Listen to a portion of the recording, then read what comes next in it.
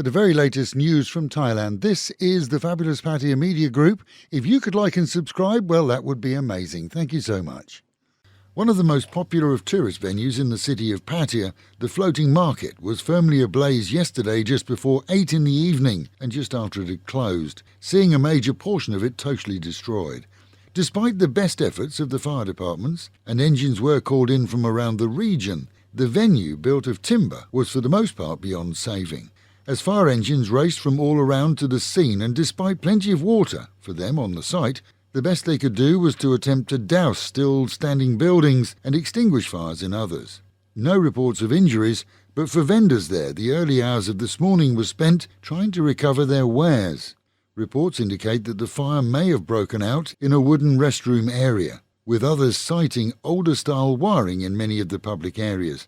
The buildings and bridges damaged are mainly to the front of the property, which actually stretches back through to the railway road, where buildings this morning appeared to be intact. The warnings out to expats and tourists not to purchase so-called cheap flight deals from expats in bars. This, as at least one former tout is again in the city of Pattaya, with a record amongst locals of having sold numerous people fraudulent tickets on the premise that they were cheap because the sellers had bartered for air miles. In many cases, tickets had been booked using stolen credit card details and subsequently cancelled by the card issuers. Tickets then should only be bought from authorised vendors or directly from airline websites. Following on from this, the continued social blight of fake hotel pages is causing serious problems for local hotels across the country. This week has seen yet another major hotel, Movenpick in Jomtien, honestly publicising the plight of potential customers who think that they've paid for rooms on Facebook pages that are in fact clones.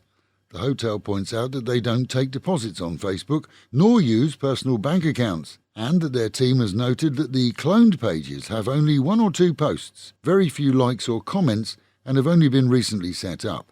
This issue is now becoming a common one in all areas and has seen people booking for the islands, Koh Samet as an example, and even arriving to expect rooms on busy weekends. Again, booked through genuine websites or well-known sites such as Agoda or Booking.com. The hallways of Thai government are spotless right now, as the brooms sweep them clean. A draft policy statement has been published ahead of next week's all-day debate on the subject that will afford equal floor time to both the coalition and opposition parties. The digital wallet programme, a cut in energy costs, a cut in diesel costs, and a review of the constitution are all on the list, along with proposals for other projects, all designed to stimulate the local economy. It's also possible that the proposed increase in minimum wage will be mooted too.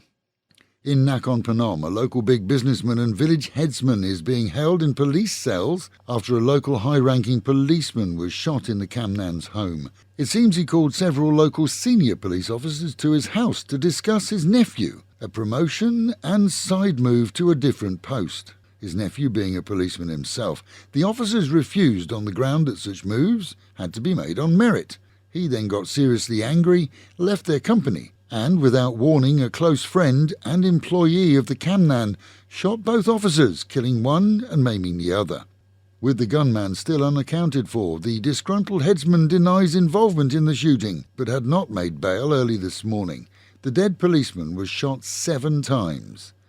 The Royal Thai Deputy Police Commissioner, Police General Surachat Hakpan, considered now as a candidate for the most senior of police positions in the nation, has met with Cambodian counterparts to discuss cross-border crime, together with the netting of criminals on both sides and the risk of terrorism.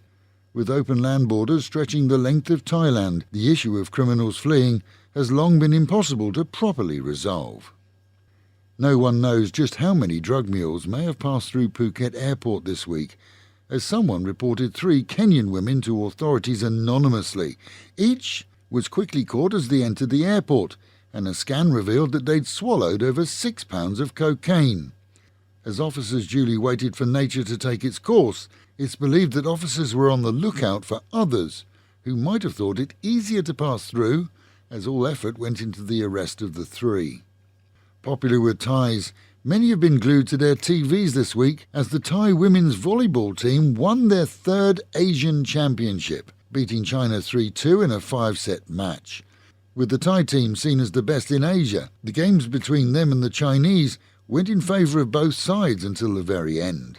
Meanwhile at home, and the owner of several large speed cruisers used to convey tourists in the bay died this week as he towed his vessels to trailers from the sea in Jomtien.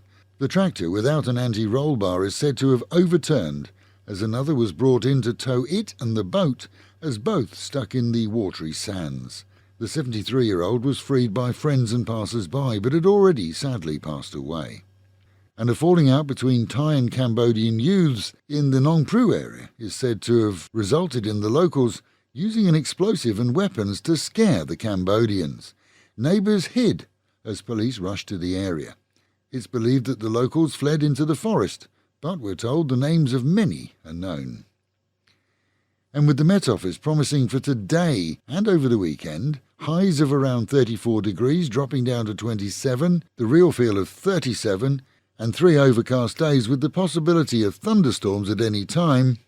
Local and national news today from Fabulous 103 FM and Fabulous Pattaya Media Group. And to get a notification every time we release another bulletin or programme, like and subscribe to our channel, Fabulous Pattaya Media Group, by using the link below.